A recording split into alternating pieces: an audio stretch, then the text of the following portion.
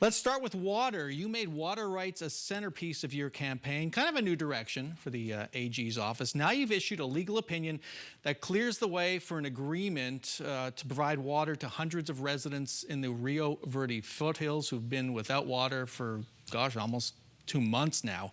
Scottsdale shut off their water 8 weeks ago.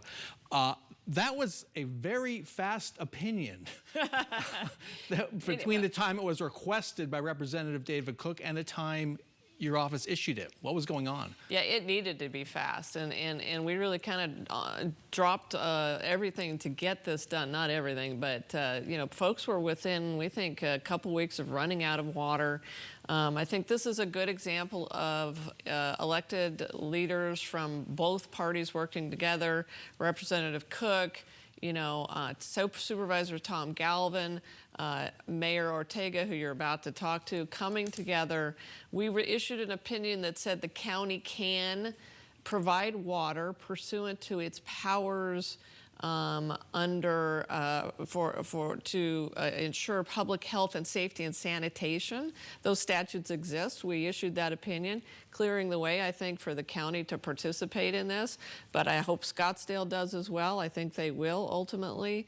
But we have a larger problem here, Bram, which is wildcat subdivisions and a massive failure on the part of elected leaders in the past in Arizona to get a handle on lot splits, and that's really what is at issue out here. Is that something your office can take up, or it's really up to the legislature to deal with? Fundamentally, I think the legislature has to frankly get its act together and deal with this problem and put an end to it, you know, but I'm going to do everything I can as Attorney General to stop it, including investigating whether there is land fraud going on and whether there is false advertising and false marketing.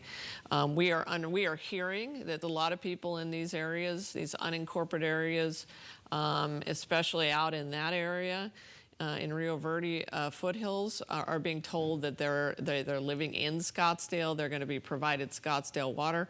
I'm going to investigate those types of things.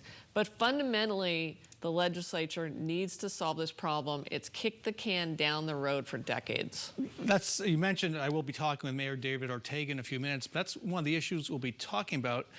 Advertising and the idea that if this agreement goes through and there is water service to this place, which is a bunch of wildcat properties, would they start, what happens if they start advertising? Yeah. New homes are built and they start advertising them as having water. Well, we need the county, and perhaps I can help play a role in this as well, to make sure that we don't have a situation in which we have continued lot splitting in this area.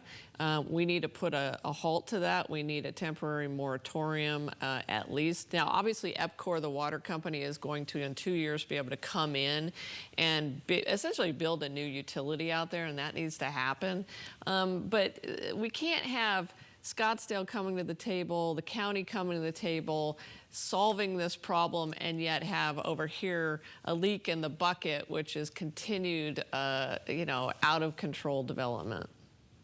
Let's talk about another hot button water issue that was high on your list during the campaign. The Saudi alfalfa grower in western Arizona. The grower is getting a rock bottom rate for state land and just sticking a straw into the ground and sucking up all the water. You said you were going to do something about it. What have you done? Can you do anything about it? Yes, I can do something about it, and watch this space. Watch this space for what? In the next couple of weeks. We are going to take action on this.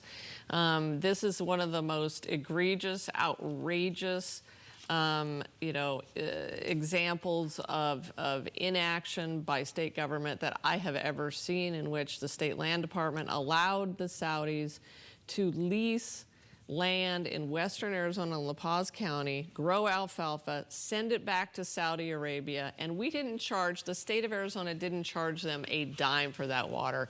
It's my view that the lease itself is being violated. I also think it violates the gift clause watch for an announcement from my office soon. Does it help to have a new person running the state land office right now? I think it's going to help a lot to have a new governor and a new state land commissioner. Okay, let's turn to elections. The Washington Post's Yvonne Winget Sanchez reported last week that you have opened an investigation of the phony electors in Arizona after the 2020 elections.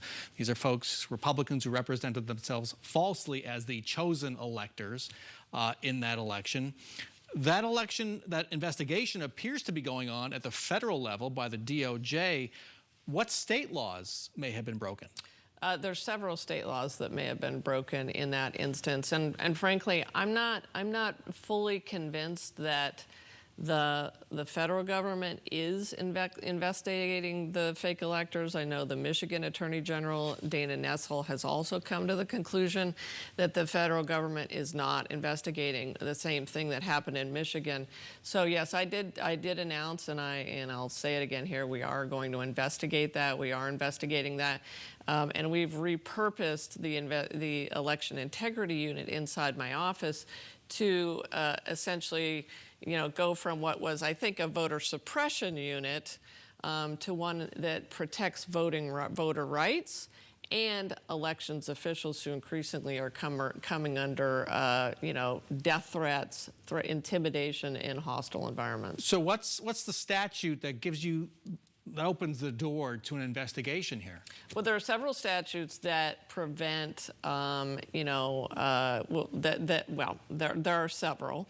There are conspiracy statutes. There are statutes that prevent, interfering in elections. That's the one. Yes. Well, look, and I don't want to get too far into the investigation. Right. Obviously, it's not something that I want to talk about right now. Why not? Well, because everybody wants to know. I know, but investigations take time, right? And they have to be done thoughtfully and carefully. But I think that this is a very serious matter. There was an attempt to undermine American democracy, and those are the cases that I will take most seriously going forward.